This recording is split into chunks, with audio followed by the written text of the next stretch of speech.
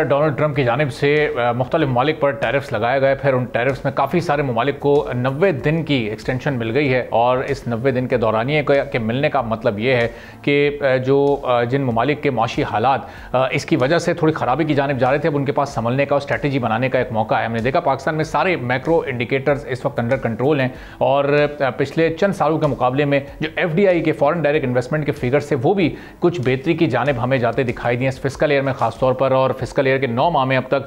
तकरीबन 1.7 अरब डॉलर्स की FDI हमारे मुल्क में अभी तक आ चुकी है। तो इस एतबार से अंदाज़ा और उम्मीद यही है कि 2 अरब डॉलर से ये एक्सीड कर जाएगी और इस साल जो फिस्कल ईयर है वो 2 अरब डॉलर से ज़्यादा जाने के बाद आइंदा सालों में चूँकि बड़े बड़े प्रोजेक्ट्स अब हम करने जा रहे हैं और बड़े बड़े एग्रीमेंट्स मुख्तलिफ ममालिक के साथ होने जा रहे हैं, तो इस सिलसिला आगे कामयाबी के साथ जारी और सारी रहेगा। अब इस वक्त इसकी ज़रूरत कितनी ज़्यादा है और कौन कौन से ऐसे ममालिक हैं जहाँ से बड़ी FDI आ सकती है।